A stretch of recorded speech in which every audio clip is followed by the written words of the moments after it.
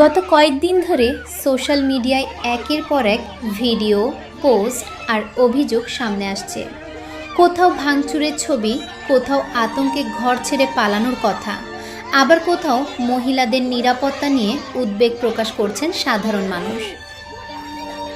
মানুষ প্রশ্ন তুলছে, রাজনীতি কি এতটাই হিংস্র হয়ে যেতে পারে যেখানে সাধারণ পরিবারের নিরাপত্তাও অনিশ্চিত হয়ে পড়ে? সোশ্যাল মিডিয়ায় ভাইরাল হওয়া কিছু দৃশ্যে দেখা যাচ্ছে রাতের অন্ধকারে ইট পাটকেল ছোড়া হচ্ছে, বাড়ির জানালা ভাঙা হচ্ছে, চিৎকার আর আতঙ্কে কাঁপছে ছোট ছোট বাচ্চারাও।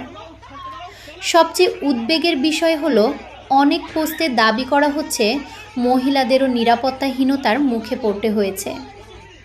যদি অভিযোগগুলো সামান্য অংশ সত্যি হয়, তাহলে সেটা শুধু রাজনীতির ব্যর্থতা নয়, মানবতার জন্য লজ্জার। বাংলা সেই মাটি যেখানে রবীন্দ্রনাথ শান্তির কথা বলেছেন, নেতাজি সাহসের কথা বলেছেন, কাজী নজরুল বিদ্রোহের মধ্যেও মানবতার কথা বলেছেন।